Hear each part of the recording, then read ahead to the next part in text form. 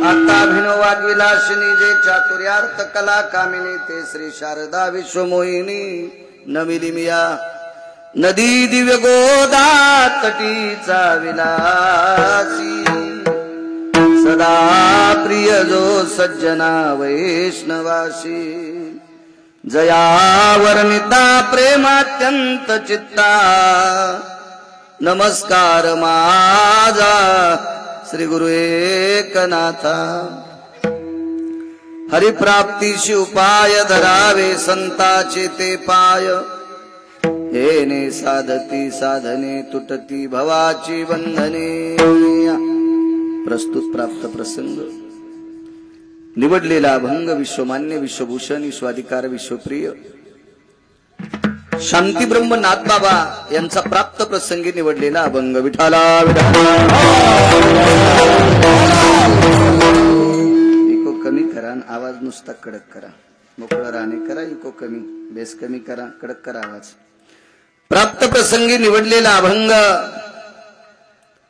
माझ्या शांती ब्रह्म एकनाथ महाराजांचा आहे।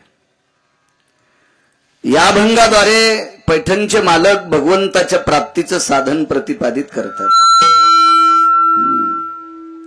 देव आवडत नाही असा माणूसच नाही, प्रत्येकाला देव आवडतो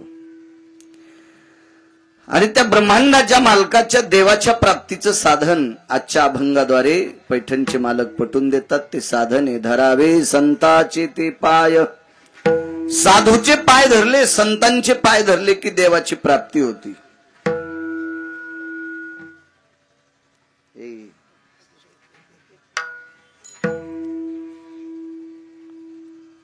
देव आवडत नाही असा माणूस नाही। एखाद्या नालायकाला देव जरी नाही आवडत तर देवाची बायको आवडती।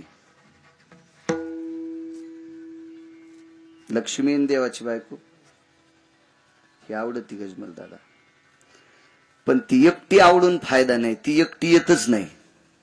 लक्ष्मी सहित शोभे नारायण आणि एकटी ज्याच्या घरी आली त्याचा सत्यानाश केल्याशिवाय राहत नाही। विठाला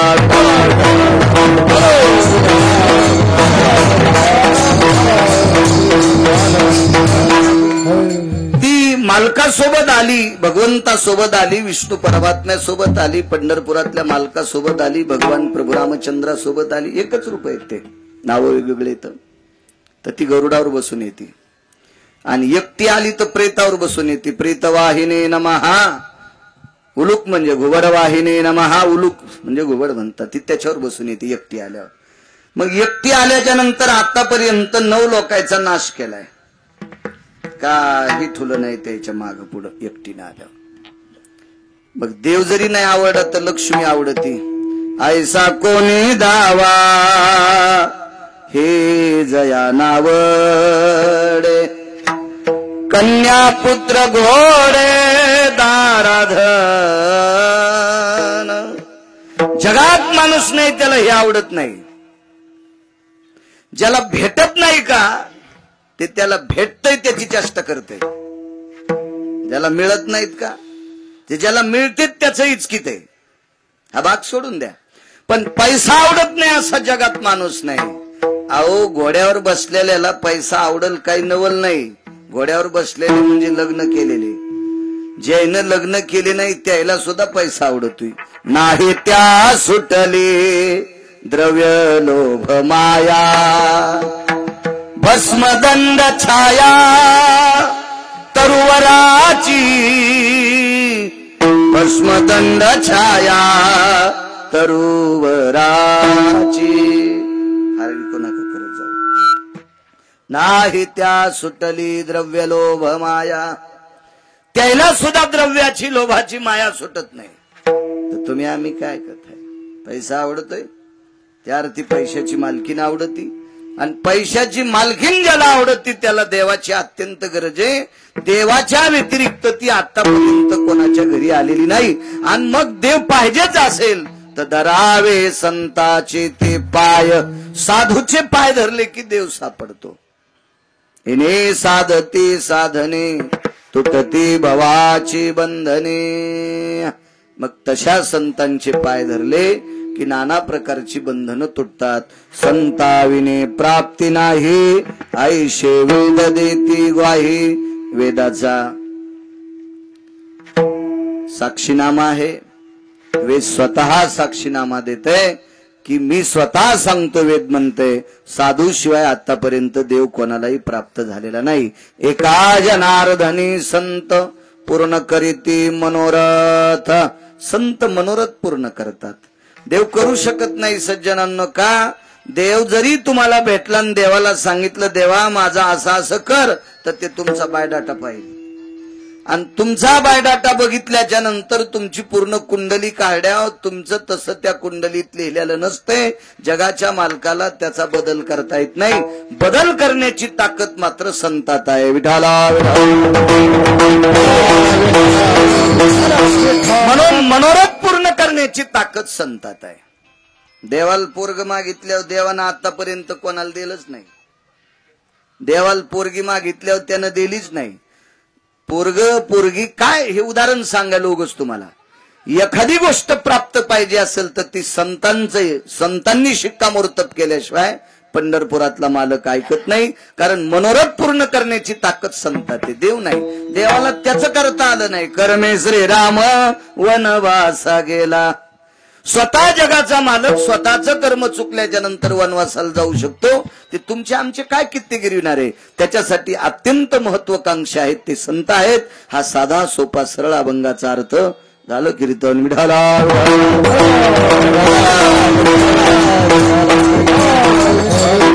आजच्या कीर्तनाचं औचित्य मोठ्या श्रद्धेने, मोठ्या अट्टहासाने, मोठ्या असीम प्रयत्नाने, भावयुक्त अंतकरणाने चारोधाम यात्रा केल्या. आणि ती यात्रा सफल झाली. देवादेवतेंचं, तीर्थांचं, साधू संतांचं दर्शन घेऊन ते बंद करा. ही यजमान मंडळी परत आले. आणि तिथून आल्याच्या नंतर 4 पात्र दारात उठावी, अन्नदान व्हावा, असा मानस या यात्रेकरूंनी धरला. कारण माऊंद तुम्ही आम्ही करतो ही नवी परंपरा नाही, जुनी परंपरा आहे. माऊली महावैष्णव ज्ञानोबाराय आणि संत शिरोमणी नामदेवराय यात्रेला गेलते. यात्रेहून परत आल्याच्या नंतर मी याच्याकरता महिलांना म्हणतोय पुढं पुढं सरका, मागच्यांना जागा नाही. मी काय मतदान मागायला आलो तुम्हाला का काय? काही सुधरत नाही यायला, काय नाही. 100-200 हत्ती सांभाळावं आपण, तुम्हाला 2-4 जणीला सांभाळून सरका पुढं सरका. अहो मागच्याला ऊन लागतंय, अंथरून नाही. आणि काय फायदा आहे तुम्ही 2-2 घंटे महादेवाला पाणी घालून? सर्दी होईन त्याला, वलाच करायलाच नुसत्या. आणि कीर्तनात जर शेजारी कोणाला बसू देणं तर काय त्या महादेवाला कसं आवडून तुम्ही पाणी घातलेलं? सरका पुढं पुढं सरका. या म्हाताऱ्या पुढं काय रानायत अशात बसतात का कुठं बी? लग्नात बसायला नाही टाकलं तर त्या युवाच्या नावानं आरडतात. इथं इतकं बसायला टाकलं त्या यजमानंतरी पुढं सरकणत. सरका माग काय मंत्री येणार आहे का? सरका पुढं पुढं. इतक्या रगील महाराजाचं ऐकत नाहीत, गरीबाला तर चुरून जाते ना. विढाला विढाला विढाला.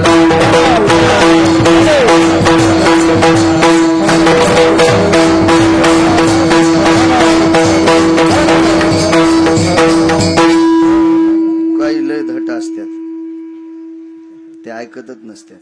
त्या मालकाचं ऐकत नाहीत तर बाळूचं काय ऐकत? विठाला विठाला.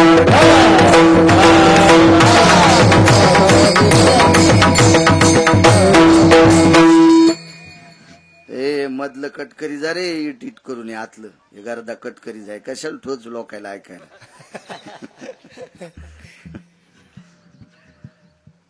माऊंद ही पद्धत जुनाट आहे, जुनी पद्धत आहे.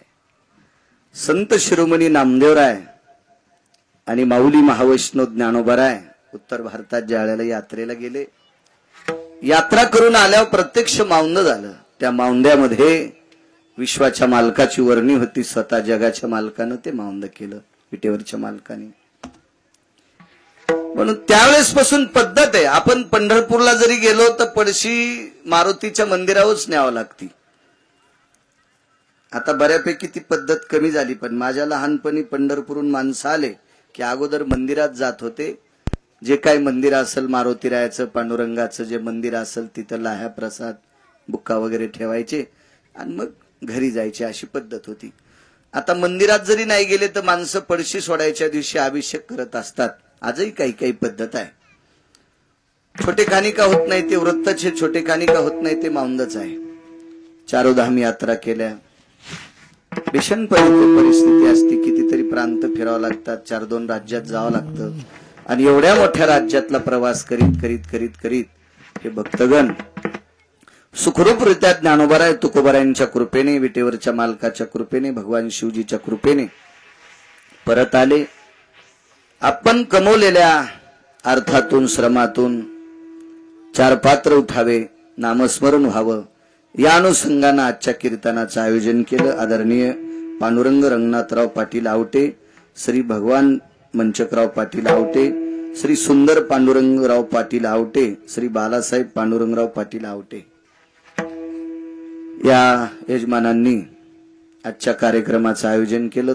कार्यक्रमाच्या संदर्भात राम देवळगावकर महाराज ते संपर्क करत होते, त्यांनाही धन्यवाद. गणेश महाराज असतील देवळगावकर, त्यांनाही धन्यवाद. आमचे बाबाजी महाराज हरकळ आहेत, त्यांनाही धन्यवाद. आणि फार कमी वयामध्ये मृदंग क्षेत्रामध्ये ज्याच्यावर इंद्राची कृपा झाली, पखवाज हे वाद्य इंद्राचं आहे, गायन हे गंधर्वाचं आहे, वक्तव्य हे सरस्वतीचं आहे, आणि गंधर्वाची कृपा, इंद्राची कृपा झाली फार कमी वयात. अत्यंत चिवटपणानं एखादा मासा पाण्यात असतो ते असा इतका चपळ असतो, तसं मी उगत चाल म्हणत असताना, यांची चाल चालू असताना मी पाहत होतो. त्याचे ते ठेके, ते लग्या, ते मुखडे, अति नाविन्यपणानं. राम महाराजाचा मुलगा आहे तो, अत्यंत कमी वयात. मला वाटते नरोडे गुरुजींकडे शिकतोय ना. मृदंग क्षेत्रामध्ये महाराष्ट्राच्या मातीमध्ये एका व्यक्तीचं चांगलं नाव आहे, असे माधवराज नरोडे गुरुजी. त्यांच्याकडे तो विद्यार्जन करतो पखवाजाची. फार कमी वयात त्याला ती साधना झाली. आणि अशी लेकरं आपल्या परिसरात तयार व्हावं, आता आपल्याला ताण नाही. असं अजून 4-2 वर्षाला इतकं चपळ होते, पण याला लोक लांब नेत ना, नाही गौसू देत नाहीत ना, मग आपल्याला असं होतंय. काही चांगलं होऊ द्या, बैल चांगला होऊ द्या, त्याला बाजारात लवकर किंमत. हे तर पारमार्थिक क्षेत्रात, मृदंग क्षेत्रात अत्यंत नाविन्यपूर्ण आहे. या वयात जर याची ही पात्रता आहे तर अजून 4-2 वर्षाला काय त्याची प्रगती होणार आहे. गोड अशीच त्याच्यावर ज्ञानोबाराय तुकोबारायची कृपा व्हावी. आणि या परिसरात आपल्या या मराठवाड्यात वारकरी संप्रदायाची त्याच्यावर गोड गोड गोड अशी कृपा होऊन या मराठवाड्यातल्या किंवा सर्वत्र कुठेही महाराष्ट्राच्या मातीत जिथं जाईल तिथं त्याला ती सेवा घडावी मृदंगाची. आणि ते सदृढ आयुष्य विटेवरच्या मालकानं त्याला द्यावं. इतकं मी नाही बोलत, पण ते फार छोटे आहे. याच्याकरता त्याचं वर्णन करणं अत्यंत गरजेचं आहे. सज्जनो, थाप मारणं अत्यंत गरजेची असते. बोराडे मामा, इळभर आऊत हाणावं माणसानं. आऊत जर बुडत नसेल तर दगड टेकायचं आणि पुन्हा उभं राहायचं. उभं राहून दगड टेकून आऊत हाणावं. पण 5:30 वाजता बैलाचं जोत काढताना जोत सोडायच्या आधी बैलाचं नाव घेऊन त्याच्या पाठीवर थाप टाका. ते शेपूटवरी करते. बैलाला सुद्धा थाप आवडती. ते तर माणूस आहे. विठाला विठाला.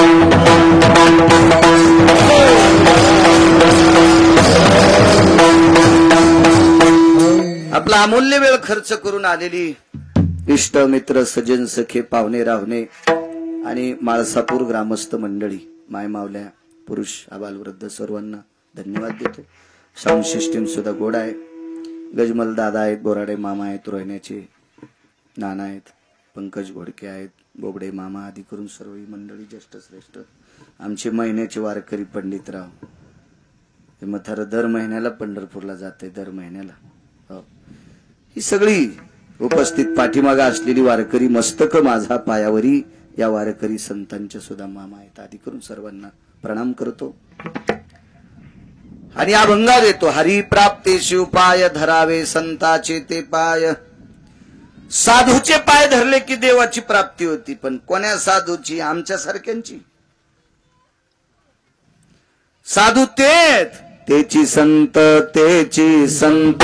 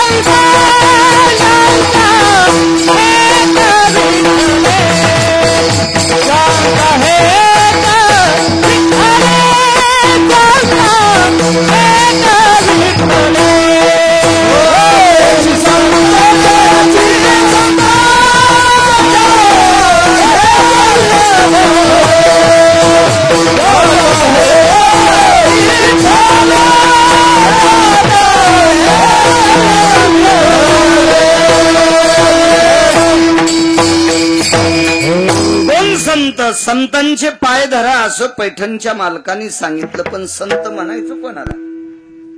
मोठाले माळी घालतात त्याला, पांढरे शुभ्र कपडे घालतात त्याला, गंध मोठा पिठलं लावल्यावर लावते त्याला नाही. हे तर वरचे भूषण आहेत. टिळे टोपी माळा हे तर गवाळ वरच गवाळ.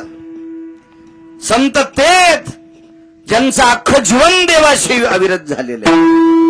देवाच्या व्यतिरिक्त त्यांना काही आवडत नाही, ती संत आहेत. आणि त्या संतांचे पाय धरले की देवाची प्राप्ती होती. विठाला विठाला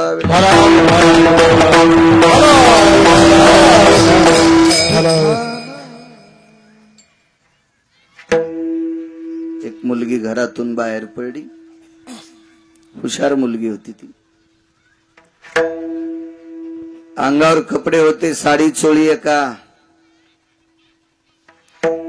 कपड्यात. पूर्वीच्या काळात बाचकं गठुडं म्हणायचे नाना. असं तिनं गुंडाळलं, आपल्या बगलात घेतलं ते कपड्याचं गठुडं, आणि घरातली सगळी लोक झोपली होती. मध्यरात्रीच्या वेळेला ती निघून गेली. एखाद्या नालायकासोबत नाही, एकटीच गेली. फिरत फिरत फिरत फिरत फिरत फिरत एका जंगलामध्ये पोचली.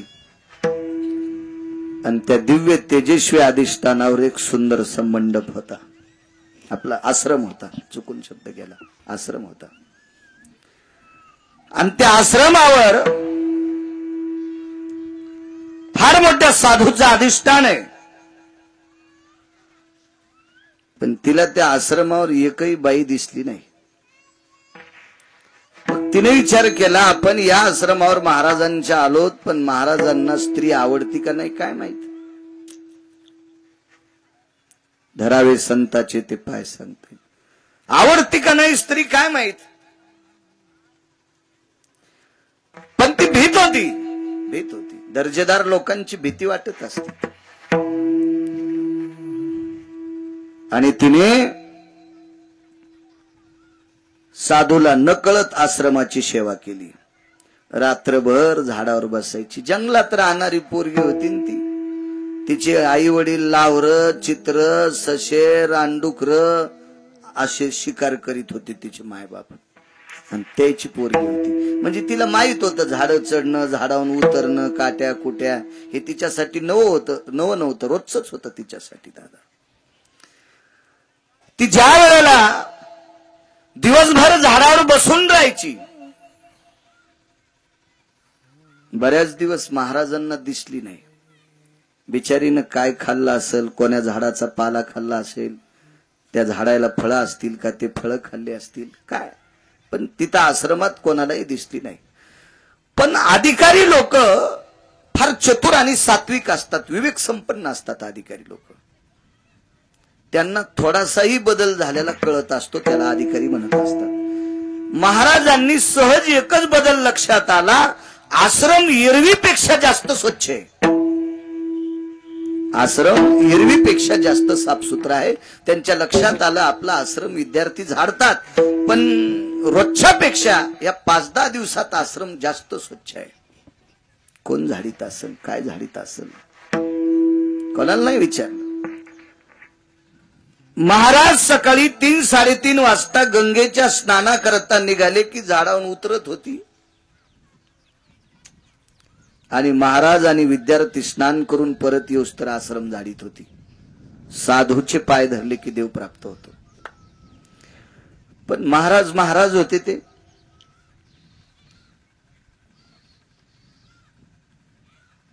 महाराज आंघोळीच्या निमित्ताने गेले आणि अर्ध्या वाटातून परत आले. झाडताच बाई दिसली. आले पाठीमागून. कोण? मी शबरी. कोण शबरी? मी एका भिल्लाची मुलगी आहे, शिकाऱ्याची पोरगी आहे. बर, इथे येण्याचं नियोजन. ते महाराज टोकाची लोक होती ती. फुकट काम करणारा आमच्या लोकांना भेटलं होतं त्याला चोंभाळलं असतं आमच्या लोकांनी. पण ही तसली लोक नव्हती ना. इथे येण्याचं प्रयोजन नियोजन काय सांगावं तिला दादा. तुमच्या पायाची सेवा करायची म्हणजे आश्रम साफ करायचा. ठीक आहे. किती दिवस? यावत कायान प्राणान मुच्यते. जोपर्यंत या शरीरात प्राण आहे तोपर्यंत तुमच्या आश्रमावरची सेवा करीन. टच महात्म्याच्या डोळ्यातून पाणी आलं. आशीर्वाद दिला बाई. ब्राह्मी मुहूर्तावर वचन दिलं, आश्रमाची सेवा करील. किती दिवसापासून आश्रम जाळतेस? तुला पंढरपुरातल्या मालकाची भेट होईल. गेलो म्हातारा आंघोळीला. ते म्हातारं काय मंदिरात बिड्या वाढणार होतं का? तंबाखू खाऊन इकडे तिकडे कोपऱ्यात थुकणार होतं का? मंदिरात पत्ते खेळणार होतं? सप्त्याला दम नाही, भागवताला दम नाही, रामायणाला दम नाही, कीर्तनाला दम नाही. आणि नालायक लोकांचा नालायकपणा अजून काही कमी नाही. सुरूच द्यायची. अहो चांगले टचर हो काही गावामध्ये त्याच्या गौऱ्या पुढे गेल्या तरी ते मारुतीच्या मंदिरात पत्ती खेळते. हा, देवाला यम इतका मारीन त्या भडव्याला की इंचभर जागा शिल्लक होणार नाही लाल करायची. कोण्या नरकात टाकाव देवाला सुद्धा कळणार नाही ह्या नालायकायला. विठाला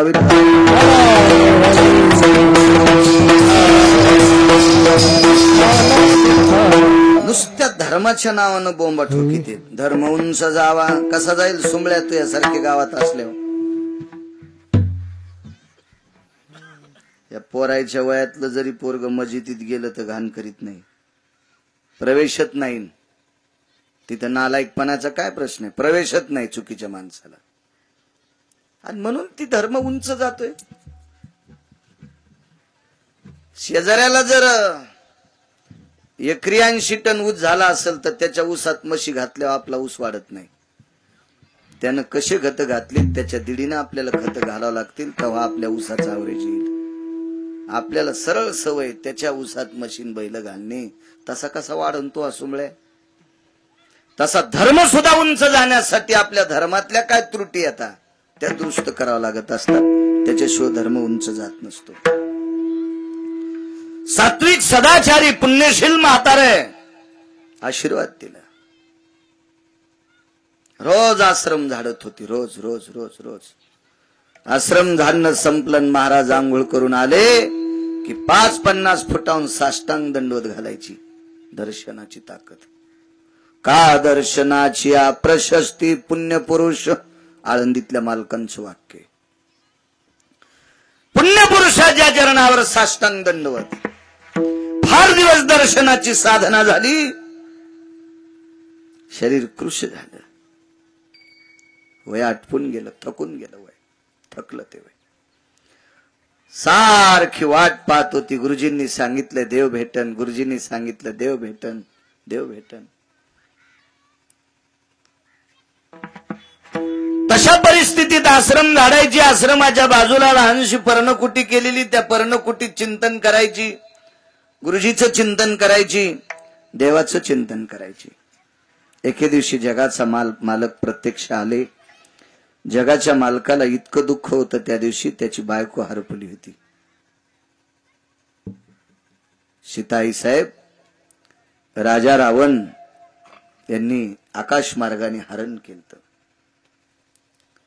एवढं दुःख प्रभू रामचंद्राला, तरी पण लक्ष्मणजीला घेऊन शबरीच्या आश्रमावर पोचले. शबरी होती ती,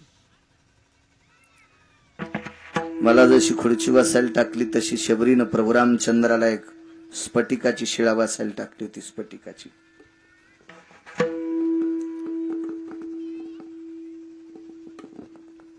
शबरी तास न तास, कधी कधी रात्र रात्र ती स्फटिकाची शिळा घासीत होती. दगडांना नाही गजमल दादा, हातान घासायची. स्फटिकस्य स्पाशानयो पारनिरोरजायते नाम यतम चर्माभयस्थितायाम रुधिरशस्ति जायते. पारणी म्हणजे हात, चर्म म्हणजे कातड, रुधिर म्हणजे रक्त. रात्र रात्र त्या कोमल हाताने ती स्फटिकाची शिळा घासायची. घासून घासून कधी कातड जायचं, कधी रक्त निघायचं. इतकी गुळगुळीत ती शिळा केली की भगवंत त्या शिळेवर बसल्याच्या नंतर त्याला काही टोचू नये इतकी श्रद्धा तिची. बसले प्रभू. देवाच्या प्राप्तीचं साधन सांगतोय. ह्याच्यात दोन्ही गोष्टी आहेत, तिचा त्यागही आहे आणि साधूचे पाय सुद्धा आहेत. डोळ्यातल्या पाण्यानं शबरीनं प्रभू रामचंद्राचे पाय धुतले.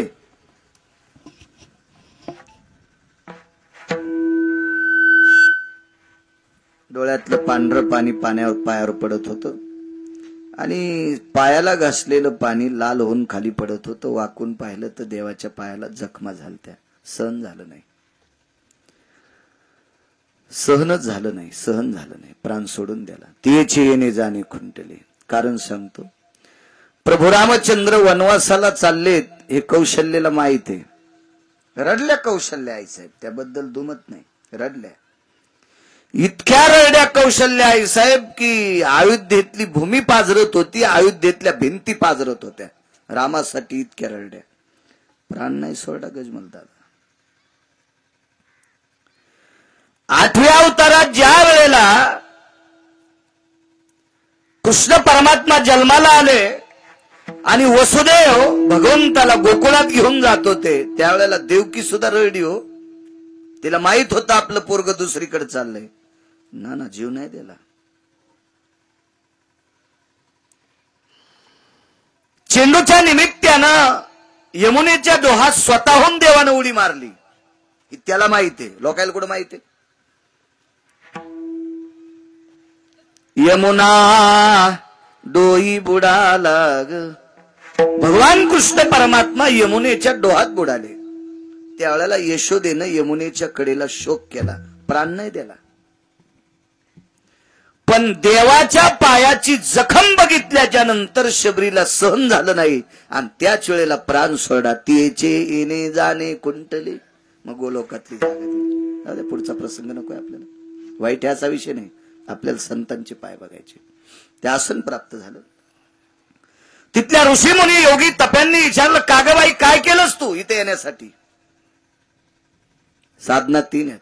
एक नामाची साधना आहे, एक तिचा त्याग आहे आणि महत्वाची साधना आहे संतांचे पाय. इथे येण्याचं नियोजन, आयोजन, प्रयोजन काय झालंय तुझं? कसं करता? कशी आलीस तू? काय साधना केल्या? काहीच साधना केली नाही. महर्षी मतंगांचे पाय धरले. दृष्टांत संपला. राजे हो, लावरं चित्र सशे धरणाराची पोरगी मतंग नावाच्या साधूचे पाय धरले की तिला देवाची प्राप्ती, जंगलात स्वतः जगाचा मालक भेटायला येतो आणि गोलोकाचा अधिष्ठान देतोय. इतकी संतांच्या पायात ताकद आहे. म्हणून पैठणचे मालक पहिल्या कडव्यात म्हणतात, हरि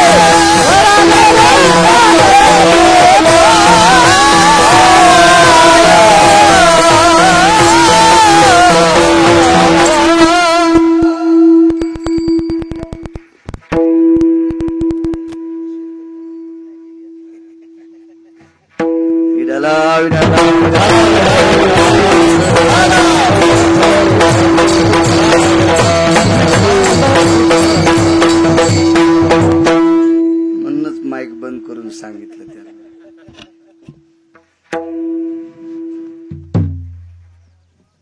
काय ताकद, इतकी मतंगाच्या साधूच्या पायात ताकद आहे महात्म्यांच्या. त्या बाईने पाय धरल्याबरोबर जगाचा मालक सापडला. एक बाई फार अधिकारी होती रोहण्याची नाना. 5 पतिव्रतेपैकी जास्त अधिकारी होती गजमल दादा. तिचं नाव होतं चंद्रसेना. नवऱ्यासाठी अमृत प्राप्त करणारी बाई. भारतात नाही पृथ्वीवर जितके देश आहे ते सर्व देशात एकच होती, फक्त चंद्रसेना. चुटकी वाजून सूर्याला सांगत होते तू आहेस तोपर्यंत विधवा होणार नाही. दर दर हालत होत ते, दर दर हालत होत. एवढी अधिकारी बाई.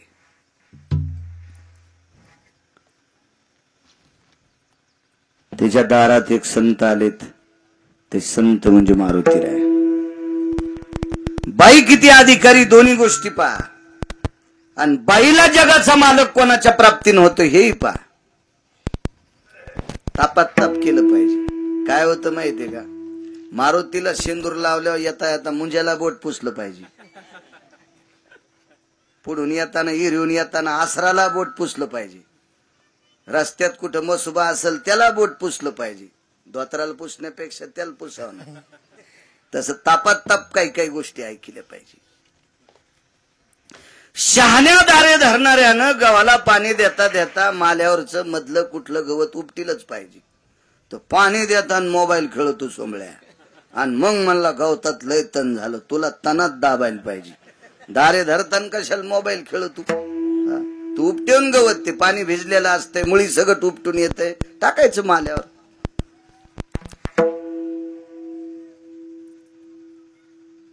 मारुतीराय तिच्या दारात गेले आणि मारुतीराय अंगणात असे लोळले. तिच्या लोळले. रिकाम आहे का ते संन्याशी कोणाच्या दारात लोळायला. ते लय अधिकारी संन्याशी. त्या संन्याशासारखा संन्याशी जगात कोणीच झाला नाही. कोणीच नाही, कोणीच नाही.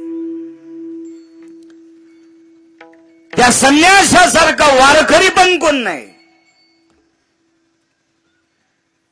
तो वैष्णवा माझी अतिश्रेष्ठ.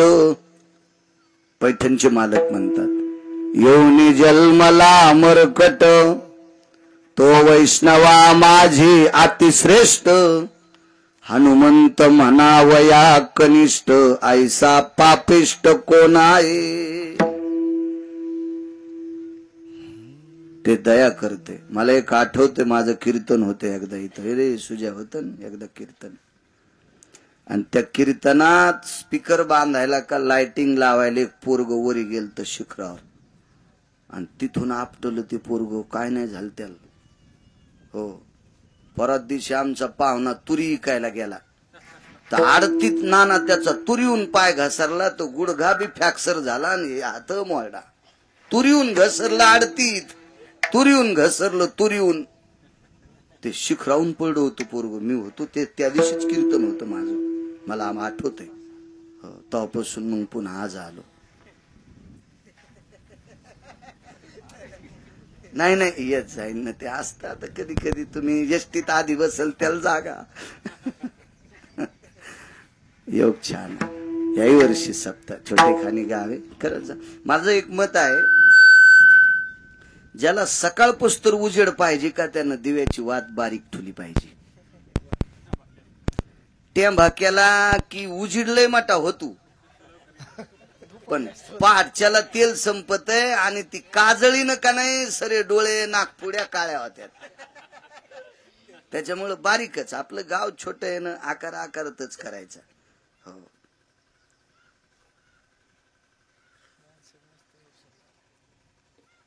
हल्याच्या टकरीत नारळ फुटत येत, दोन्हीच्या मुंडक्याला बांधल्या. आणि सप्ताह करणं म्हणजे टक्कर थोडीच. सात्विकता, जुनी परंपरा, आपलं नाविन्य टिकवायचं, याच्याकरता ते सप्ताह करायचा असतो. छोटेखानी गाव, अन्नदान होते, छान मस्त गाव गोड. योग असा आला, मारुतीराय तिच्या दारात लोळले. ते मारुतीराय होते. मारुतीरायला तिचा अधिकार कळाला. मारुतीराय लोळण्याचे कारण दोन होते. एक तर ती बाई पतिव्रता होती. पतिव्रतेच्या पलीकडचं टोक, नुसती पतिव्रता नाही, पतिव्रतेच्या पलीकडचं टोक. एकाही पतिव्रतेने अमृत आणलं नाही नवऱ्यासाठी, तिने आणलंय. कलश ठेवला होता अमृताचा, एवढी मोठी अधिकारी. आणि दुसरी गोष्ट लोळण्याची होती, तिच्याकडनं स्वार्थ होता. तिला विनंती केल्यावर पंढरपुरातल्या मालकाचा प्राण वाचत होता, प्रभू रामचंद्राचा प्राण वाचत होता. नाही तर तिचं नवरं वाचू देत नव्हतं रामचंद्राला. इतकं दाढ होतं ते रावण. 4 रावण झाले ना, त्याच्यापैकी एक रावण तिचा नवरा होता. लोळले. तो रावण मृत्यू पावला. प्रभू रामचंद्र आले. मारुतीरायला बघितलं. आणि देव किती चतुर आहे बघा. देव चतुर. देवानं मारुतीरायाचं अंग झटकवायचं निमित्त केलं. अंगाला धूळ लागली होती अशी, असं केलं. आणि मारुतीरायनं तिकडं तोंड केलं की लगेच ती माती अशी कपाळाला लावली मारुतीरायच्या अंगची. आता ते मारुतीराय म्हणजे बुद्धिमतान वरिष्ठम. थोडासा कडक मोठा करा आवाज, विको नको, फक्त मोठा करा. छान आहे साऊंड सिस्टीम. मारुतीरायने विचारलं, प्रभू तुम्ही माझ्या अंगाला चिटकलेली धूळ कस काय कपाळाला लावली? नाही म्हणले, मी तुझं अंग झटकिलं. आणि तू कशा करता लोळाशा अंगणात? तुला काय गरज होती इथं लोळायची? हे का वाळवंट आहे का काय? अरे मातुडे या बाईच्या दारातलं, राक्षसाचं गाव आहे, कशाला लोळला? तर प्रभू रामचंद्र म्हणले, देवा माझं जाऊ द्या बाबा, पण आपण दोघंच येत. सांगलं ते पांगलं, नाही सांगलं ते चांगलं. मला सांगा ना तुम्ही, माझ्या अंगाची धूळ तुम्ही अंगाला कशी काय लावली? पाणी आलं हो डोळ्यातून.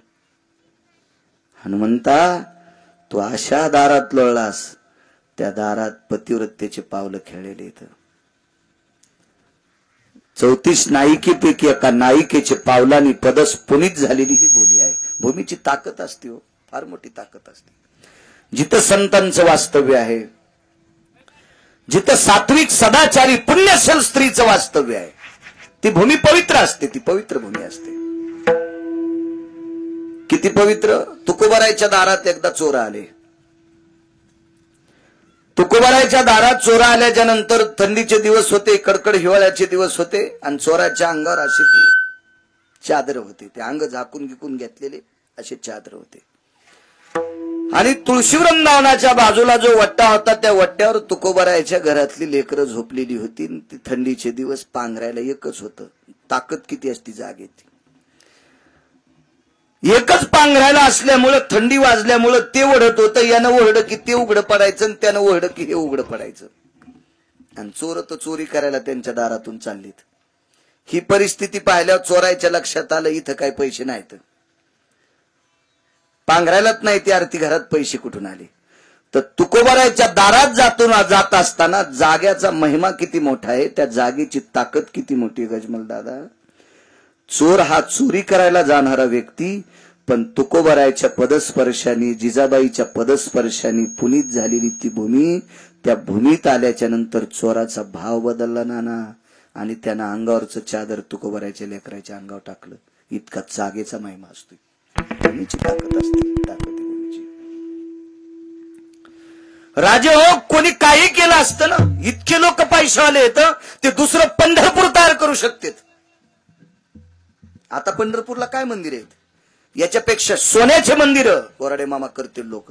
पण चंद्रभागा नाही करता येणार एखाद्या सुमळ्याला. ती कशी करता येईल? त्याच्या बापाची जागिरी आहे चंद्रभागा करायला, आणि ती फक्त तिथंच आहे. म्हणून जावा तिथंच लागेल, त्याच ठिकाणाला महत्व आहे, त्याच ठिकाणाला. राजे हो, काशीतल्या सारखं मंदिर कुठेही करता येईल. गया नावाची गंगा नाही आणता येणार, चक्रपुष्करणी तीर्थ नाही आणता येणार, मणिकर्णिका तीर्थ नाही आणता येणार. हे कसं आणता येईल? मंदिर करता येईल तुम्ही, बाकी करू शकत नाहीत. त्या जाग्याचं ते अधिष्ठान स्थान महात्म्य असते, ते तिथंच असते, तिथंच असते. कपिलांची मंदिरं सोन्याच्या कपिलाच्या मूर्ती करताल, पण समुद्र तिथं नाही ना आणता याचा, ते तिथंच आहे. म्हणून त्याच जागेवर कपिलाची मूर्ती शोभेल, त्यावेळेला सौभाग्यवती स्त्रीनं तिथंच जाऊन वाण द्यावा. त्या 3 दिवसाकरता सागर स्थिर असतो, ते तिथंच, ते तुम्हाला करता येणार नाही. हे पैशावाल्यानं नाटकं करायचे नाही, बुद्धिवाद्यानं नाटकं करायचे नाही, विज्ञानवाद्यानं नाटकं करायचे नाही. ते ज्यानं ठरले ते बरोबर ठरवतंय, तुमच्या कोणाच्या हातात नाही. स्थानाची ताकद आहे. प्रभू रामचंद्राच्या डोळ्यातून पाणी आलं आणि हनुमंता, अरे या मातीला एका तात्विक सात्विक स्त्रीचे पाय लागलेत रे, ती माती कपाळाला लागावी, गरज आहे. मारुतीरायानं सांगितलं, देवा मी तुमचं भजन करतो, मी तुमचा पाईक आहे, तुम्ही जगाचे बाप आहात, तुमच्या कृपेशिवाय विश्वातली कुठली गोष्ट होत नाही. तर तुम्ही पतिव्रतेचे पावलं लागलेली किंवा सात्विक सदाचारी स्त्रीचे पावलं लागलेल्या ती धूळ कपाळाला लावतात, तुम्हाला एवढी गरज आहे. मी तर तुमचा सेवक आहे, म्हणून मी लोळलो ना, म्हणून लोळलो मी, म्हणून लोळलो. काम 2 बघा आता याच्यात. फायदा चंद्रसेनेचा पण आहे आणि फायदा मारुतीरायाचा पण आहे. कारण चंद्रसेना सुद्धा एक साध्वी स्त्री आहे आणि मारुतीराय संत आहेत. स्त्रीला साध्वी म्हणावं लागतंय, पुरुषांना साधू म्हणायचं. ती साध्वी आहे, तिच्या दर्शनानं, तिच्या पायाच्या अंगाच्या लावलेल्या पायाच्या धुळी रजकणानं मारुतीरायाला उपाय सुचला आणि जगाचा मालक वाचिला. हा मारुतीरायाचा फायदा. पण तिचा फायदा किती? ती कधीपासून विष्णूची आराधना करायची, स्वप्नात देव नाही. अमृत जिंकायची ताकद, पण स्वप्नात देव नाही. चंद्र सूर्य तोपर्यंत वैधव्य येणार नाही ही ताकद, पण स्वप्नात देव नाही. मारुतीराय बघितल्याबरोबर बाईनं लोटांगण घातलं. त्या दिवशी दिवस माळ होता, देवच दारात आला. त्या दिवशी दिवस माळ होता, देवच दारात आला. पण 7व्या अवतारात मर्यादा पुरुषोत्तम प्रभू रामचंद्र एक पत्नी व्रत होतं, नियम होते, साधना होत्या. याच्याकरता तिच्या अंथरणावर जाता नाही आलं, तिच्या अंथरणावर नाही जाता आलं. मधला जो काय प्रकार झाला तो सोडून द्या. मारुतीरायाला विचारला, हनुमंता तू ज्या वेळेला दारात आलास, माझ्या दारात लोळलास, मी पाहिलं होतं तुला. माझ्या अंगणातल्या धुळीची काय ताकद असेल ते तुला माहित आहे नाही, मला काही समज नाही. पण तुझ्या पायात काय ताकद आहे मला माहित होतं, याच्याकरता लोटांगण घातलंय. 1000 वर्ष चिंतन केलंय. आज तुझ्या पायामुळं घरात जरी नाही आला तर बघायला भेटलाय. तर मारुतीरायाने सांगितलं, बाई या अवतारात जरा बंधन आहे म्हणून घरात नाही आला. लक्षात ठेव, माझ्या पायाची ताकद वाया जाणार नाही. तू नुसती भेटीची अपेक्षा काय करते? पुढच्या जन्मात तुझा पती होणार आहे, नवरा होणार आहे. आणि खरंच जगाच्या मालकानं या चंद्रसेनेला द्वापार युगात लग्न केलं. ताकद कोणाची आहे? मारुतीरायाच्या पायाची. म्हणून पैठणचे मालक पहिल्या कडव्यात म्हणतात, हरिप्राप्ती शिव पाय, हरिप्राप्ती शिव पाय, हरिप्राप्ती शिव पाय.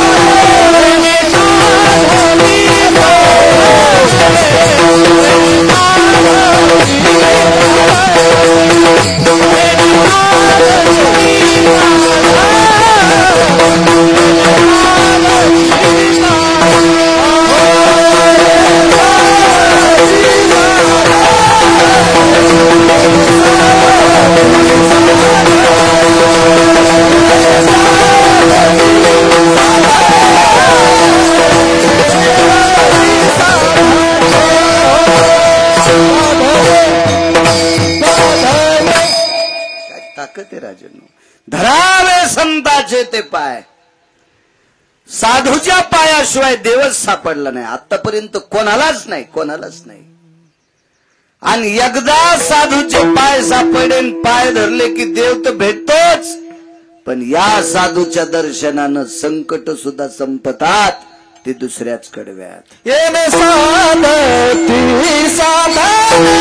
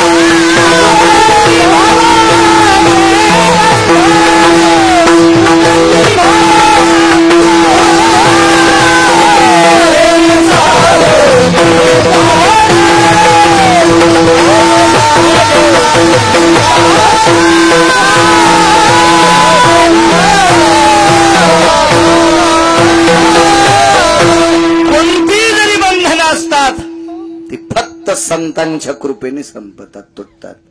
ती साधनच सापडतात. मग ती खान सापडती, खान साधनांची.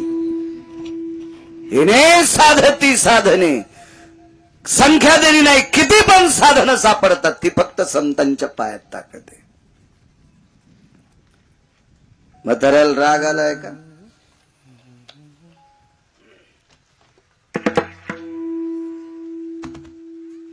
त्याला का राजाचं नालायक कट्ट बोललं होतं त्या म्हाताऱ्याला. नालायक कार्ट होतं, बुजदिल होतं, भडवं. आणि ते बोललं त्या म्हाताऱ्याला. ते म्हातारं भीष्माचार्य, काय ताकद.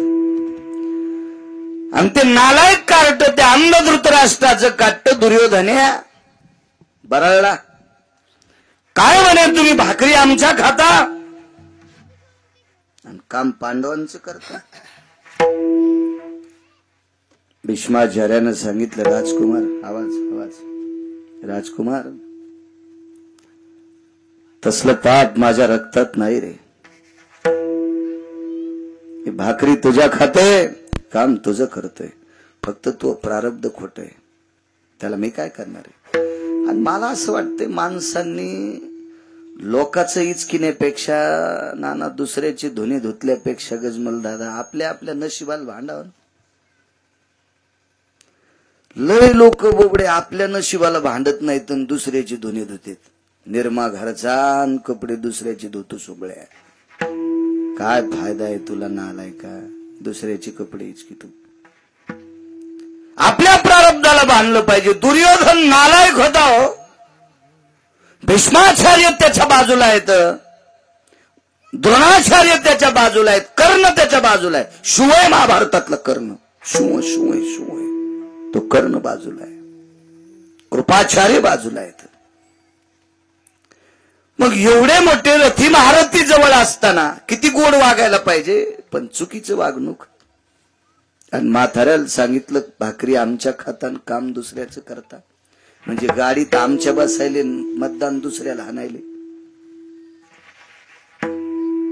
म्हणजे बिल्ला आमचा आहे, पक्षाचा झेंडा आमचा आहे, रुमाल आमच्या पक्षाचा आहे, आणि गाडीतून उतरले की पुढच्याच्या कानात सांगता, मतदान आम्हाला नको आणू, त्याला आण.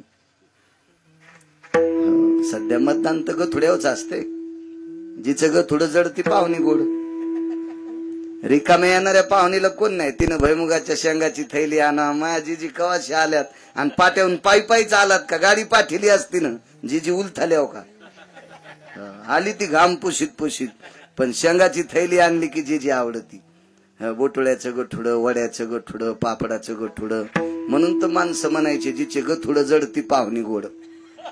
रिकामी चालली का ती नुसताच पदर हालीत, तिला कोणी विचारित नाही, कोणीच. काय सांगू लागलो? कीर्तन.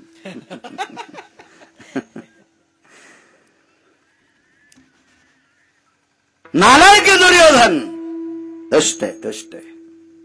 राग आला मथऱ्याला आणि मथऱ्यानी पण केला. उद्या सकाळी निष्पांडवी पृथ्वी केली, एक पी जिता ठेवणार नाही पांडव. हुशार म्हातार होतं ते, अधिकारी म्हातार होतं. महाराज त्या मथाऱ्याच्या ताब्यात यम होता. बोरडी मामा यम होता, यम होता.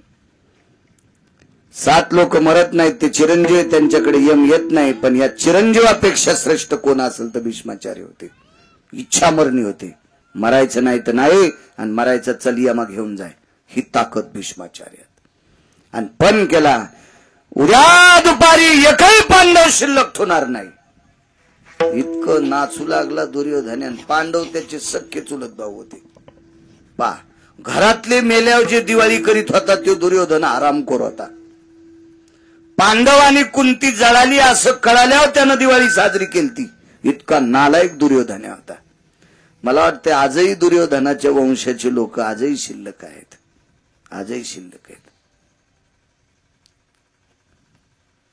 काही कळत नाही त्यांना. एखाद्या याच्या गोष्टी पाहिजे कळत नाही त्यांना कुठचीसाठी. आजही दुर्योधनाचा अंश आहे आपल्याकडे. इतका आनंद वाटला. उद्या सकाळी म्हातारं एकाही पांडवांना जिवंत ठेवत नाही. रात्रभर झोप नव्हती पंढरपुरातल्याला, रात्रभर. त्याला माहित होता आपले सगळे प्रयत्न हे नाही साधती साधने. संतांचे पाय धरले की इतकी साधनं प्राप्त होतात की कायमची सगळी संकट दूर होतात. रात्रभर डोळ्याला डोळा नाही. धर्म बसलेले आहेत, अर्जुन बसलेले आहेत, भीम बसलेले आहेत, नकुल बसलेले आहेत, सहदेव बसलेले आहेत. एकही वाचत नाहीत तुम्ही, एक सुद्धा वाचत नाहीत. एक पण वाचत नाही. द्रौपदीला सासू लागला, लक्षात आलं दादा आणि आपले मालक जागे. दादा म्हणजे पंढरपुरातले मालक कृष्ण परमात्मा.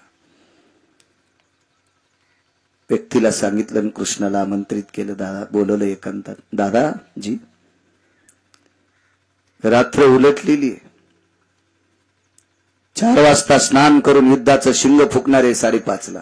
5:30 वाजता युद्धाचं शिंग फुंकित होते. आणि शिंग फुकलं की दुदुंबी वाजत होती.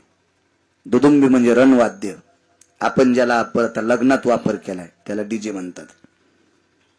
डीजे हे मंगलवाद्य नाही, रणवाद्य. मंगलवाद्य सूर सनई चौघडा याला मंगलवाद्य म्हणतात. हे डीजे हे रणवाद्य. लोक काय स्वीकारतील ते ज्याच्या त्याच्या मनाचा मोठेपणा आहे का, चांगुलपणा आहे का, नालायकपणा आहे, ते ज्यानं ठरवायचा. पण ते मंगलवाद्य नाही. आपण मंगल कार्यात वाजितो. निश्चित आपलं मंगल अमंगल होतंय इतकं मात्र ठरवायचं. त्याच्यात मंगलता नाही, त्या वाद्यामध्ये अमंगलता आहे किंवा रुष्टता आहे. मग झोपा दादा, तुम्ही झोपा. ताई एक माहित आहे तुला? काय दादा? तो आरशात बघती का एकदा? मध्यरात्रीला 1-1:30 वाजलाय आणि 1-1:30 वाजता विटेवरच्या मालकानं द्रौपदीला सांगितलं आरशात बघ. आरशात बघितल्याबरोबर हांबारडा पकड. ताई का रडतेस? माझं कुंकू रुसलंय. माझ्या कुंकवाला उद्याच्या सूर्याचा धोका आहे, उद्याच्या प्रकाशाचा धोका आहे. माझं कुंकू रुसतंय. भगवंताच्या डोळ्यातून पाणी आलं ताई, म्हणून आमचा डोळ्याला डोळा लागत नाही. माथाऱ्याने पण केलाय, उद्या 5 पांडव मारायचे. द्रौपदीनं सांगितलं दादा तुझ्याच्यानं नाही मिटणार. नाही मिटू शकत. भीष्माचार्याचा पण खोटा करणं इतकं साहजिक नाही. हुशार द्रौपदी. किती वाजलेत रे? 1-1:30 वाजले. ठीक आहे. 3 वाजता देवाला आंघोळीला पाणी टाकलं, देवाची आंघोळ झाली, पांडवायला आंघोळीला पाणी टाकलं, त्याचं स्नान झालं. आंघोळीला पाणी टाकायची गरजच नाही, युद्धभूमीसाठी सरोवर होतं. आपण गेलतो ब्रह्मसरोवरावर, कुरुक्षेत्रावर. 5 भावायची 5 ठिकाण होते आंघोळी करायचे, तिथे केले. द्रौपदीनं स्नान आटपलं आणि ज्योती नावाचं सरोवर, आता लुप्त सरोवर आहे, तिथं भीष्माचार्याचं स्नान आटपलं. शिबिर रावटी दिलेली आहे, त्या रावटीत म्हातारं सकाळच्या नित्यनेमा करता बसलं आणि द्रौपदीनं सांगितलं, दादा तिथपर्यंत चालावं लागते. हे नाही साध ती साधन. दादा म्हणजे कृष्ण, देवाला ती भाऊ मानित होती, देवही तिला बहीण मानायचा. आणि भगवान कृष्ण परमात्म्याला घेऊन ज्योती सरोवराच्या ठिकाणी शिबिरामध्ये रावटीमध्ये भीष्माचार्य सकाळचा नित्यनेम आटीत होते.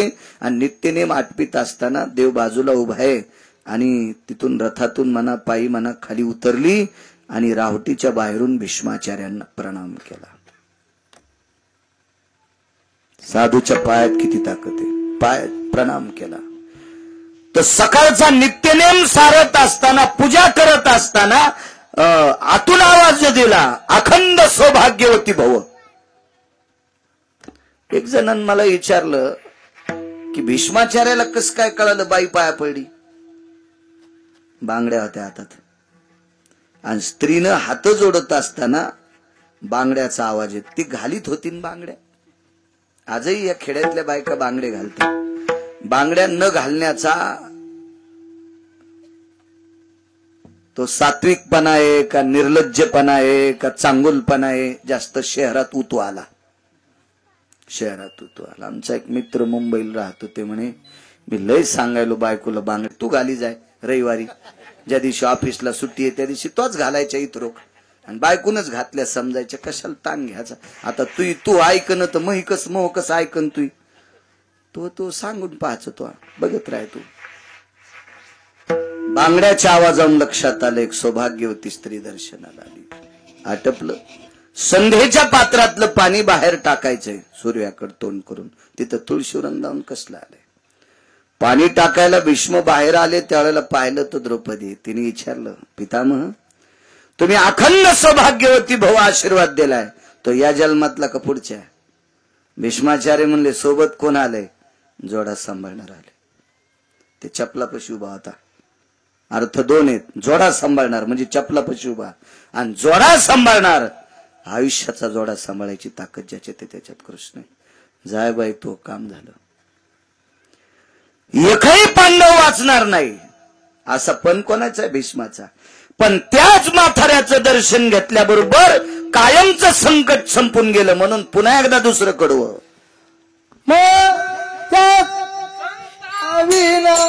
येणे साधती साधने,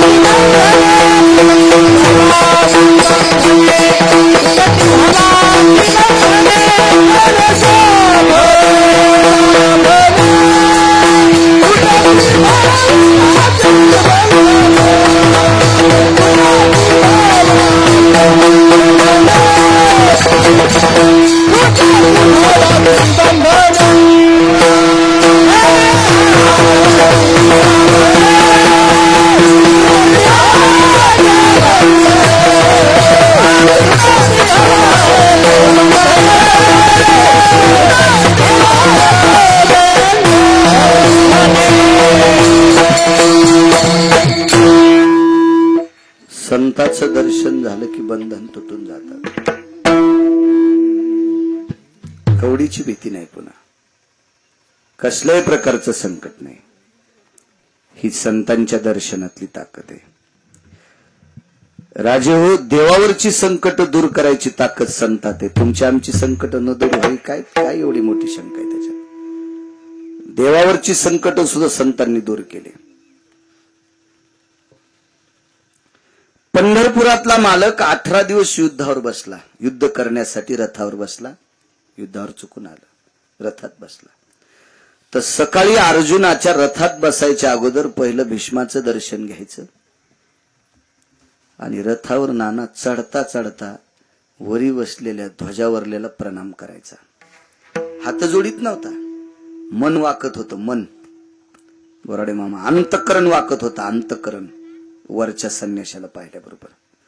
आणि एका ब्रह्मचार्याचं दर्शन घेऊन वरी बसत होते. भीष्माचार्याच्या मात्र लोटांगण घालायचे आणि वरी बसलेल्या संन्याशापुढं ते वरी ध्वजावर आहे, कसं लोटांगण घाला. तर अंतःकरण वाकत होतं. अंतःकरण परिणाम काय? पहिल्या दिवशी भीष्माचार्यांनी द्रोणाचार्यांनी जे बाण मारले का त्याच दिवशी रथ जळू लागला. बवडे ठण ठण ठण ठण ठण ठण कापूर पेटावा असा रथ पेटला होता. पण रथ कायमचा शाबूत राहिला. याची एकमेव ताकद आहे वरी बसलेल्या संन्याशाची ताकद आहे. देवावरच मग शेवटच्या 18व्या दिवशी युद्ध संपलं, कौरव मारल्या गेली आणि भगवंतानं सांगितलं, अरे अर्जुना उतरा खाली, उतरा उतरा. अर्जुन म्हणला आता काय उतरायचं, सभापती मीच झालो, गुलाल मीच उधळणार आणि याच रथात उधळणार, कशाला उतरायचं, मी नाही उतरणार. भगवंतानं सांगितलं उतर रे, जळून जाशील. हा खुर्चीवर बसायच्या आधीच जळशील ना. खाली उतरणं, रथावरून उतरल्यावर खुर्चीवर बस, का रथात खुर्ची असती? नाही म्हणे, याच रथात बसून हस्तिनापुरात गुलाल उधळायचा, वाचत नाही स्तवरक. अर्जुन म्हणले देवा काय बोलता, आता आपल्याला जे मारित होते ते मेलेत ना. तू जर रथातून खाली नाही उतरला तर खुर्चीवर बसायच्या आधी तू मरणार.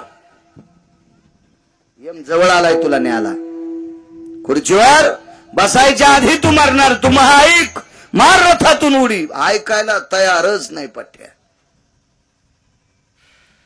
बरं नातं कसं होतं, सांगणारा देव आहे एका बाजूनं, पण एका बाजूनं अर्जुन मेवना आहे ना, त्याच्या बायकोचा भाऊ आहे, आपलं बहिणीचा नवरा आहे.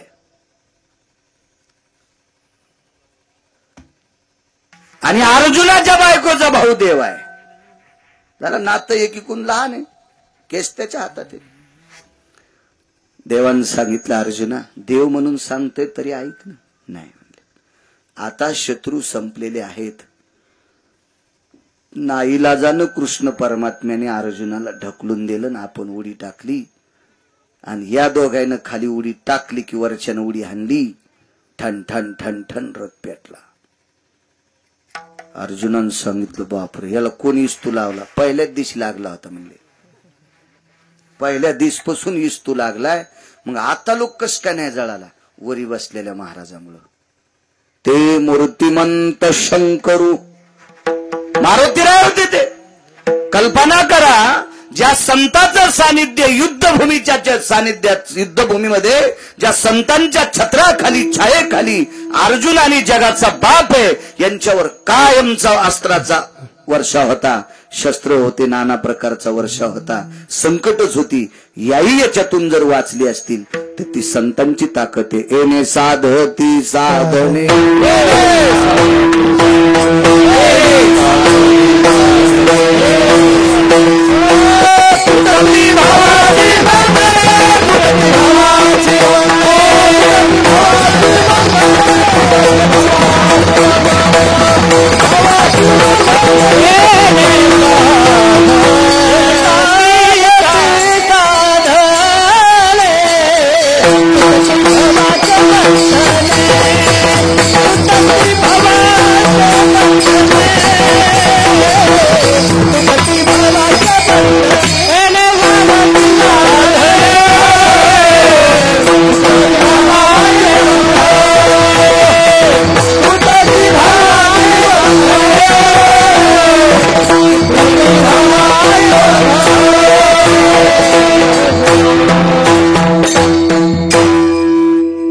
तुटती भवाची बंधने.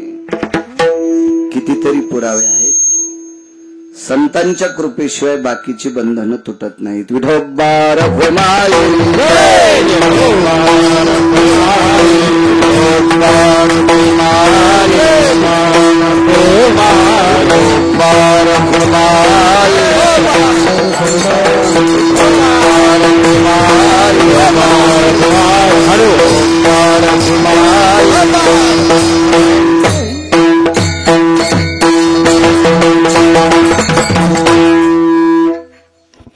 प्रताप पायाचा सद्गुरु रायाचा, या संतांच्या पायाचा तो प्रताप आहे. एक दोन उदाहरणात तुम्ही श्रवण केला. तुम्ही चारोधाम यात्रा करून आलात. बद्रिकाश्रम पाहिला, रामेश्वर पाहिले, काशी गया, द्वारका, जगन्नाथपुरी, ही सगळी काही तीर्थ तुम्ही बघून आलात. बद्री केदार. बद्रिकाश्रम म्हणजे प्रत्यक्ष विष्णूचं अधिष्ठान आहे. तिथं तीर्थाचं महात्म्य लक्षात घेतलं पाहिजे. नाहीतर त्या यात्रा काढणारे ती लक्झरी काढते, डुकर कोंडून न्यायचे. तिथं गेला की दरुजा उघाडा, पडा पाया, रातचा भात गरम करून खाऊ घालायचा, पुन्हा बसा त्या लक्झरीत की पुन्हा डुकर दुसऱ्या जाग्यावर. काही अर्थ नाही अशा यात्रा करून. तुम्ही ज्या ठिकाणाला गेलात त्या ठिकाणाचं स्थान महात्म्य तुमच्या लक्षात असलं पाहिजे. आम्ही तर तुम्हाला काही करायला लावतो चिलरीसाठी. त्या पापानं आम्हाला कोण्या नरकात देव टाकील ते देव ठरील, पण तुमच्या तर दिवसा डोळ्यात माती पडायली ना. तीर्थयात्रा करत असताना ज्या तीर्थावर गेलात त्या तीर्थाचं स्थान महात्म्य लक्षात घ्यायचं, तर ते तीर्थ आपल्याला पावत असतं. काय जगन्नाथपुरीचा अधिकार? कशा करता जगन्नाथपुरी? त्याला पुरी का म्हणतात? मोक्षपुऱ्यापैकी एक पुरी आहे ती. का म्हणायचं त्या जगन्नाथपुरीला? कशा करता जायचं? तिथल्या देवांना हात का नाहीत? तिथली देव काष्टाची का आहेत? त्या पाषाणाच्या मूर्ती का नाहीत? त्या धातूच्या मूर्ती का नाहीत? त्या लाकडाच्याच का मूर्ती आहेत? सागरामध्ये मोठं लाकूड त्या अमक्या अमक्या तिथीला वाहत येते. त्या दिवशी ते लाकडाचा ओढका पकडतात, त्याच्यावर चर्या करून त्याच्या मूर्ती तयार करतात. त्याचं मोठं नाविन्य पुरी. पुरी फार मोठं नाविन्य. इंग्रजाच्या काळात, अजून 2 पातशाहीच्या काळात पुरीवरचं अधिष्ठान काही नालायक लोकांनी तिथलं कमी केलं. देवाचं अधिष्ठान आहे त्या पुरीमध्ये, त्या मंदिरामध्ये असं मॅग्नेट होतं पंकज, मॅग्नेट होतं. ते परकीयांचे जहाज तिथून दुसरीकडे जाऊच देत नव्हतं. ते असे जहाजच वडायचं असं ते जहाज. म्हणून प्रघात केला आणि त्याच्या त्या मंदिरातले घुमटातले काही अवशेष त्या मूर्खांनी छिन्न बिछिन्न करून टाकले. इतकी व्याप्ती होती मंदिराची. फार मोठी ताकद आहे पुरीची. काशीतलं महत्व काय? का गयेला शाप झाला? गयेमध्ये पाणी उघडं करून स्नान करायचं, स्नान झालं की पुन्हा पाणी झाकून टाकायचं. पंढरपुरातल्या मालकिनीचा शाप आहे गयेला, 7व्या अवतारातला. सीताई साहेबाचा शाप आहे. राजा दशरथाचं श्राद्ध केलं. विठला विठला विठला.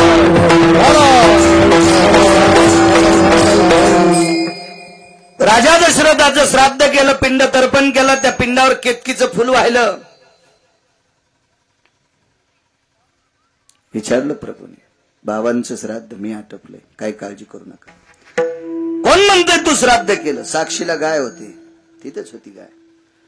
गायीनं होकार दिलाच नाही हो, म्हणून गायीला इतकी गाय आपल्या संप्रदायात पवित्र आहे, पण ती तोंडानं मलभक्षण करती, तितका शाप आहे. कितकी नावाचं फुल. तुम्ही गहू जर सगळाच वाळला ना, कोपऱ्या कापऱ्यात वला असला की गहू कापायला सुरुवात करायची, म्हणजे तो बांधायला कामी येत असतो. त्या गव्हानं मग पेंड्या बांधायच्या. आणि 4ही कोपऱ्यातला वाळल्यावर मग का धोतर फाडायचं, का साडीच्या चिरकाळ्या, मग केकताड आणत असते. केकताड तर त्या केकताच्या काट्यावर एक फुल येत असतं लाल रंगाचं, आणि पितराला बोराडे का फुल लालच लागते. अरक्त पुष्पम समर्पयामी रक्तचंदनम समर्पयामी कागाति श्राद्धो भयस्थितो हिरण्यायाम लुप्त पिंडोदकम भयजना. आजचा कार्यक्रम काही पित्राचा नाही, पण ती पुरावा देण्यासाठी सांगायलोय. लाल फुल समर्पित करत असतात. त्या फुलाला सांगितलं तुला, मला नाही पत्ता. तेव्हापासून केतकीचं फुल अपूज्य ठरलं. आता गयेच्या पात्रात श्राद्ध केल्यावर तिनं हो म्हणावं ना, तिलाही शाप द्याला. जिथं उघडी असेल तिथं किडे पडतील. आजही परंपरा आहे. पाणी उघडं केलं की नितळ आणि कायमचं उघडं ठेवलं की पुन्हा किडे. काय शाप आहे. कुठे ज्ञान झोपी गेले ते म्हणते आम्ही देव मानित नाही. बसायची जागा हाणायला पाहिजे इज्ञानाची. त्या इज्ञानाला खाली बसून जेवतात नाही आलं पाहिजे ना आलायकाला. तो दुसरीकडे कुठं उड्या हाण. परमार्थात कशाला उड्या हाणतो सुंबळ्या. परमार्थात नको उड्या हाण. काशीचं गयेचं अधिष्ठान. काय रामेश्वराची पात्रता आहे. वा.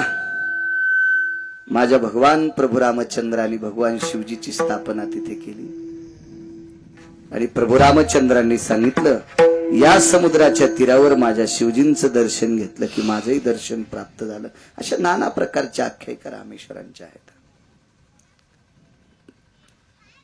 द्वारका काय द्वारकेचा अधिष्ठान आहे. उंच असा ध्वज असतो द्वारकेचा. जिथं झेंडा बांधते ध्वज बांधते तिथून नारळ सोडलं की नारळ चुरा होतं इतकं उंच. दिवसात 2-3 वेळेला झेंडा 70-71 मीटरचा झेंडा वरी जाऊन तिथं जाऊन झेंडा तितकं वारा असो काही असो बांधायचा नित्य नियम. फार मोठं नाविन्य. दिवसात 1-2 वेळेला पाणी अलीकडे येतंय पुन्हा पलीकडे जाते. काय कळतच नाही. काय कसं काय पाणी अलीकडे येतंय आणि 1-2 तासांनी 4-2 घंट्यानं पाहिलं की तिथं कोरडपट सगळं मोकळं पट होतं. काय लीला असेल सज्जनांना. काय लिहिलाय ते. का आपल्या मका गिकातलं पाणी थोडंच मोटरीन सोडन पलीकडच्या दांडात गेल्यावर याच्यातलं कोरडं झालं असं थोडंच. समुद्र आहे ते समुद्र आहे.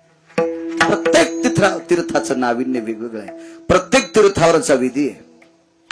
केदारनाथ असेल बद्रीनाथ असेल एका ठिकाणी देवाचं शिरे एका ठिकाणी पाठ आहे. रेड्याचं रूप घेतलं भगवान शिवजीनं. अर्जुनाची गदा लागली. एक अदृश्य झालं. एक तिथं एका ठिकाणी पाठ आहे म्हणून तिथं लोणी लावण्याची पद्धत आहे. तिथं शिर आहे. लोक 2 ठिकाणचे 2 अधिष्ठान. काय प्रत्येक तीर्थाचा महिमा. अलकनंदेचा महिमा बघा. मी अजून एकही तीर्थ पाहिलं नाही तरी पाहणाऱ्यापेक्षा जास्त सांगतो. वाचितो ना त्याच्यापेक्षा जाऊन येणाऱ्यापेक्षा जास्त सांगतोय. एका तीर्थात जर बोट घातलं बोराडे काका तर बोट वागतं इतकं थंड पाणी. आणि एका तीर्थात जर उपरण्यात असं थोडं मोकळं बांधलं आणि 10 मिनिटं जर ते थोडं ठुलं तांदळाचं तर भात शिजून वर येतोय. त्या गोठोड्यात भात शिजतो इतकं पाणी गरम आहे आणि बाजूला पाणी इतकं थंड आहे. काय लीला असेल. कुठेही ज्ञान झोपलं इथं. आमचा एक पाहुणा उनकेश्वरला सोबत माझ्या आलता. ह्याचा जर रगील होता.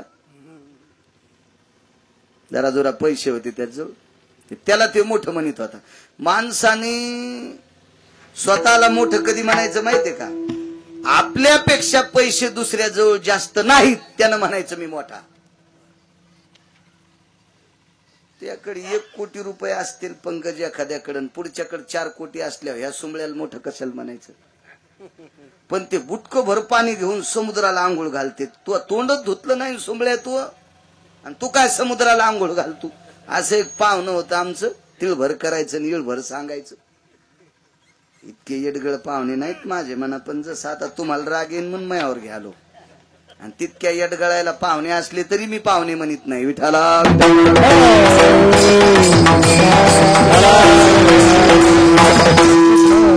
ते नेलं आपलं. ते उनकेश्वरला माहूरचं दर्शन घेतलं. आम्ही गेलतो 4-2 वर्षापूर्वी दर्शन घेतलं आणि मग उनकेश्वरला गेलोत. उनकेश्वरला मुनिश्री शरभंगूंचा आश्रम आहे.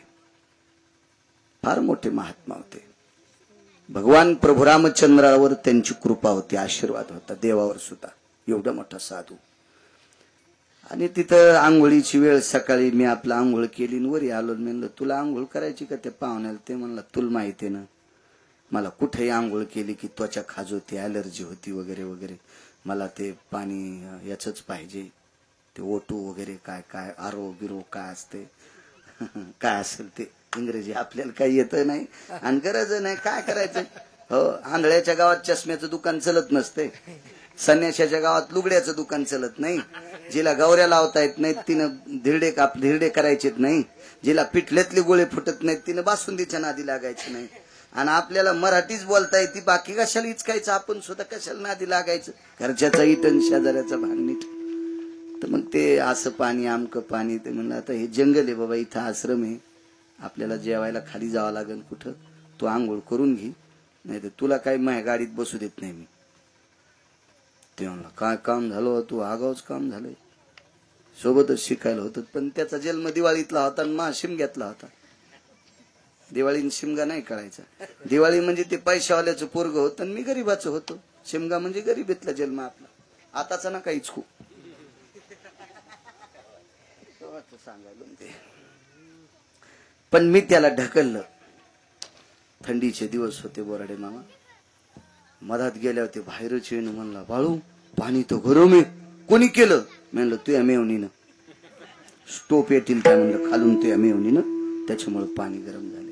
काय शक्ती आहे तीर्थाची, काय अधिकार आहे त्या तीर्थाचा, काय नाविन्य आहे त्या तीर्थाचं, काय वैभव आहे. ही जी तीर्थ बघायची नाही. बिंदुमान नावाचं सरोवर आहे, ऋतुमान नावाचं सरोवर आहे. पण हे सगळे तीर्थ बघण्यासाठी आमच्या लोकांसंग जायचं नाही. हे आमची लोक सगळं कटछाट करते, फक्त खपक्या देवायचे नाव टाकी देत, म्हणजे मोठ्याल्या गावायची. हे मधलं जे बाजूचं आहे का चट खपके चट कट करून टाकायचं. मोठ्याल्याच कंसानं जेवारी होत असते का, आणि बारके कंस फेकून देत असतात का? मोठ्या कंसाच्या याला जेवारी होईल, पण ते चिपाट खात नसते, ते चिपाट खपके असते. बारक्या कंसाला जेवारी कमी होईल, पण चिपाट बारीक असते.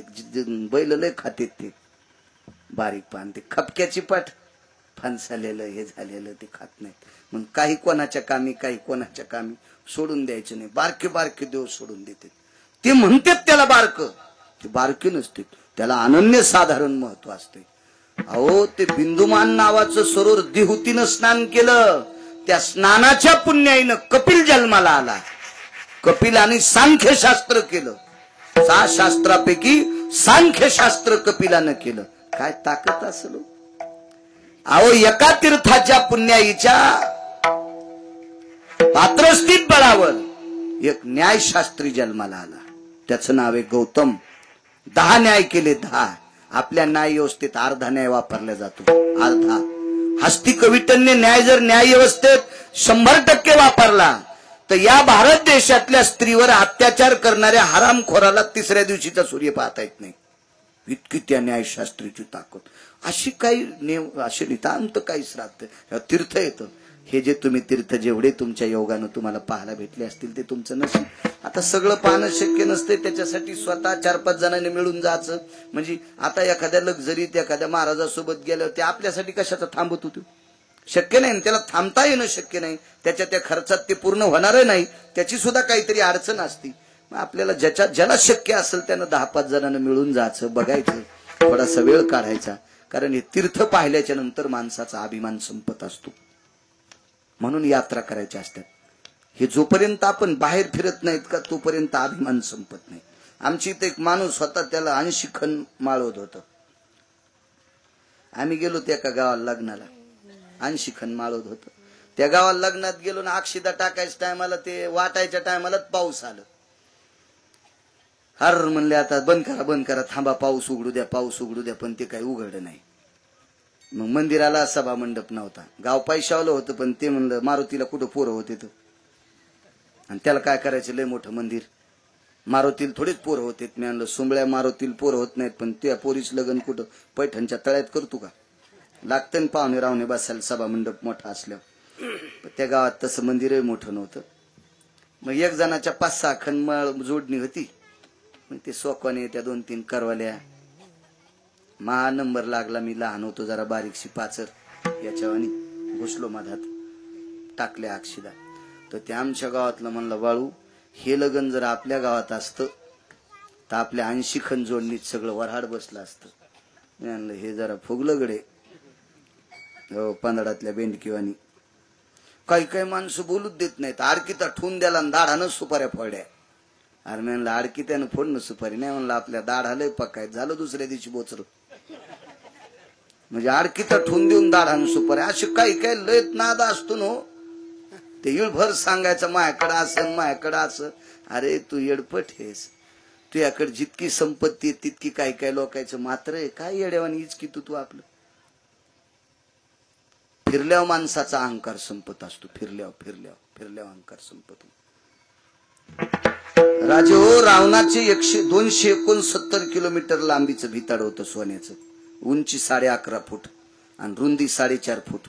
2 फुटाचा कोपरा तोडा तर 35 वेळेस आमदार रावण. कोणाची माय येली त्याच्या विरोधात फॉर्म भरायची. हे तीर्थयात्रेत पाहिलं आपण. भांगाऱ्याला मोजतो का मग गजमल दादा? आमच्याकडे 150 एकर जमीन. तू अंगावर घेऊन खाली मर. आम्ही 700 एकर वाले पाहिले. तू 150 एकर वाला काय येड्यावानी उड्या आणायला काय नसतं एवढं.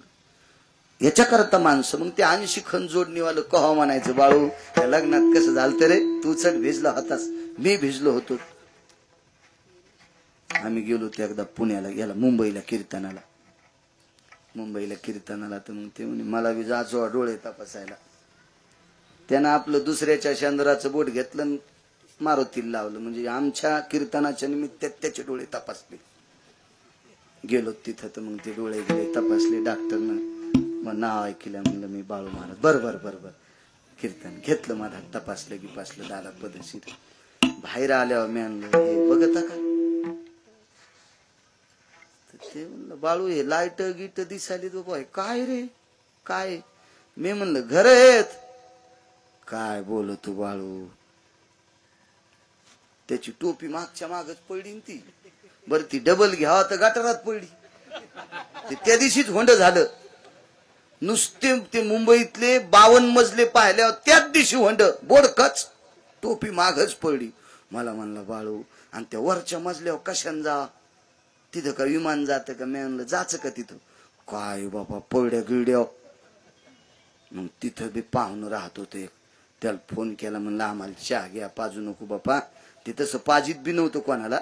ते मोठं नंबरी होतं. ते त्याच्या बापाचं श्राद्ध घालीत नव्हतं. तर मला कसं चहा पाजीन ते? मी म्हणलं फक्त मला खालच्या मजल्यावर वरच्या मजल्यावर. काय महाराज? मी म्हणलं काहीच नाही बापा, आमच्या संघ फुगीर दोडकाय. आणि मग लिफ्ट मध्ये बसलो की दणकन वरी गेलो टेरिसवर. मी म्हणलं वरून पाय. मी म्हणलं आपली 80 खण जोडणी तुया पाय पडतो म्हणला, पण मरण पण आपल्या जोडणीचं सांगणार नाही. मरुस तर आता पुन्हा जोडणीत नाही. मेल्यावर तीच उपसून मला त्याच्यातच जा, पण आता माया 80 खण जोडणीचं सांगत नाही. एक कवा गर्व जिराला त्याचा फिरल्याच्या नंतर मुंबई पाहिलं. तसं तीर्थयात्रा बघत असताना माणसाचे नाना प्रकारचे अहंकार संपत असते. एक मथार होतं, ते म्हणला मायाशिवाय गावातलं भजनच होत नाही. मी म्हणलो तू आता मर, गाव पाकिस्तान होतंय का पाहू. कसं गाव पाकिस्तानी होईल?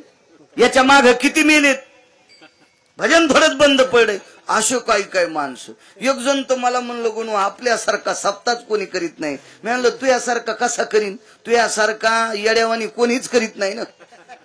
तुझ्यावानी कशी लोकांचे लय मस्त सप्तेत, तो हा येड्यावानीच कारभार आहे ना. मग तुझ्या येड्यावानी कोण करीन असं? काय माणसं काही उगाच म्हणतात आपला हातच कोणी धरून ये. तो भार काय ना, आमचे कपडे भरी तू का तू धरल्या? काही बी असू सांगतेत काय बी. मग एक जण म्हणला आपल्याला 2 मालिका पाठ आहेत ज्ञानोबारायाच्या सोहळ्यात. मोठ्या लोकांच्या परंपरा आहेत. ते बोकरांची परंपरा, शिरवळकरांची परंपरा, गंगू काका शिरवळकरांची, यांच्या अशा मालिका सुरू झाल्या. सकाळचे भजन गजमल दादा उगाच ऐकत राहा. मी आपलं रुमाल बांधित असतो तोंडाला. आणि ज्या दिंडीत असे जुनाट लोक आहेत नुसतं कडीनं चालायचं, कडीनं. ते ऐकल्याच्या नंतर असं वाटतंय आपण स्वर्गात आहे, स्वर्गात.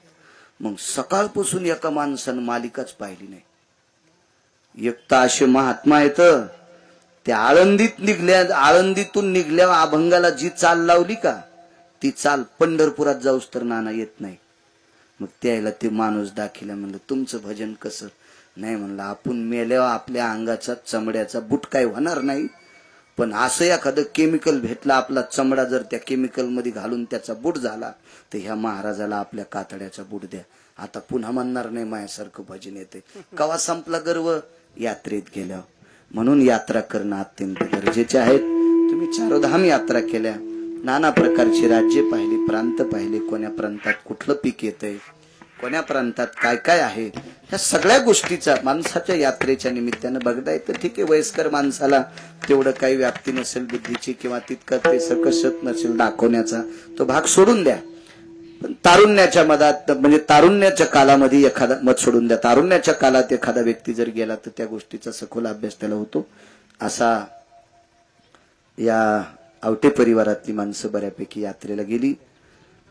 आणि आजचा कार्यक्रम ज्यांनी आयोजित केला, श्री पांडुरंग रंगनाथराव पाटील आवटे, श्री भगवानराव मंचकराव पाटील आवटे, श्री सुंदरराव पांडुरंग पाटील आवटे, बाला